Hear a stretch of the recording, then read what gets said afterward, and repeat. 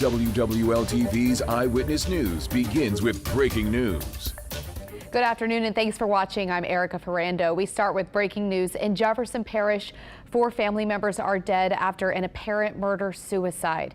It happened this morning in the 1100 block of Curtis Street in Harvey. That's just off the West Bank Expressway. Leah McNeil has been at the scene for several hours and she joins us with the latest. Hey, Leah.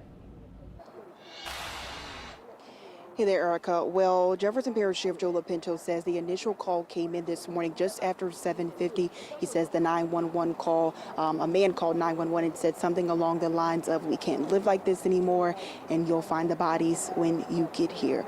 As you can see behind me right now that this scene is still very active out here. The coroner in that black van is just moved some of the bodies outside of the home since we've been out here.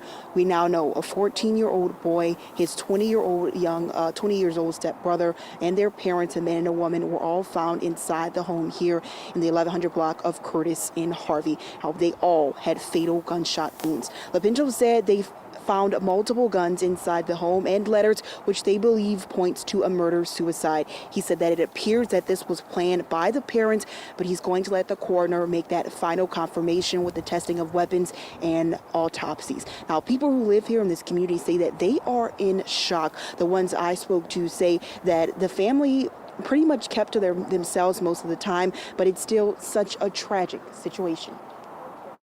It was shocking. Yes, we didn't know what's going on. We knew they had 3 people living there, but we never did see. We see them every now and then, and the son would cut the grass every now and then.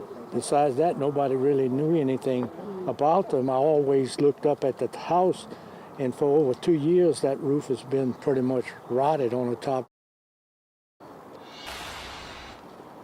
Now, JPSO deputies have been out here for quite a few hours now, and Sheriff LaPinto says that he expects that they will continue to be out here. He did mention the presser just a little bit earlier that the home is in disarray inside and doesn't appear to have electricity, so deputies will be working thoroughly to make sure that they collect all the evidence here on scene before they do leave the area for the time being. LaPinto says right now the motive in this murder-suicide appears to be